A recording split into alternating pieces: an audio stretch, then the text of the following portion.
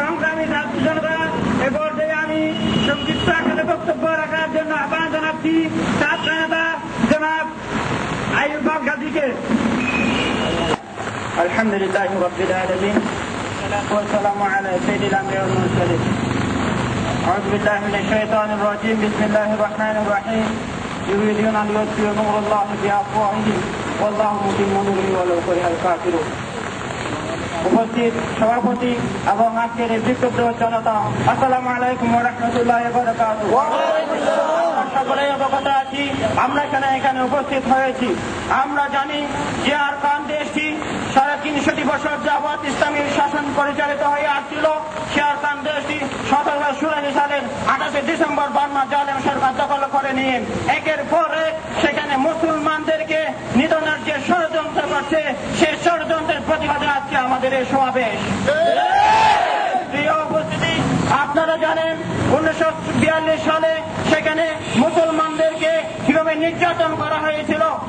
এরপরে 1982 সালে মুসলমানদের নাগরিকত্ব বাতিল করে একের পর এক তাদের উপর নির্যাতন করে যাচ্ছে।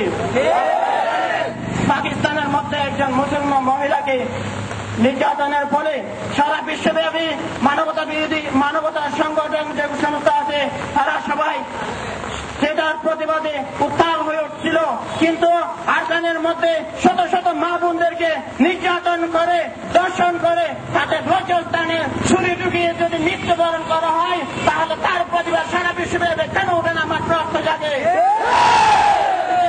আজকে সারা বিশ্বের মধ্যে বন্যপ্রাণী সংরক্ষণের জন্য আইন করা হচ্ছে সমাজবাদী বিশ্ব জনতা, কিন্তু আরাকানের মধ্যে শত শত মুসলিম পরিবারকে উচ্ছেদ করে সেখানে মদদেরকে বসিয়ে যে নির্যাতনতম মানবতা বিরোধী কাজ করছে, তার কোন প্রতিবাদ সারা বিশ্বব্যাপী কেন ওঠে না? এটা আমার প্রশ্ন।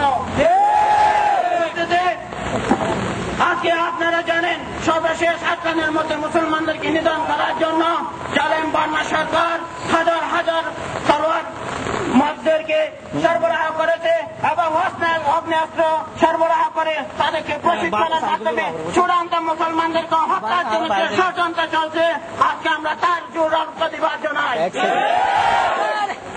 তারা মনে করেছে মুসলমানদেরকে হত্যা করে বাংলাদেশের মধ্যে হতে দেবো না ইনশাআল্লাহ। সমাবেশ থেকে ওআইসি, জাতিসংঘ, ইউরোপীয় ইউনিয়ন সহ সমস্ত বিশ্বের সমস্ত সংগঠনগুলোকে আমি মানবতার পক্ষে আসার জন্য উদাত্ত আহ্বান জানাচ্ছি। সেই সাথে সাথে বার্মার জালিম সরকারকে হুঁশিয়ার করে দিতে চাই, আপনারা যদি এভাবে যেতে চান তাহলে আমরাও সারা বিশ্বের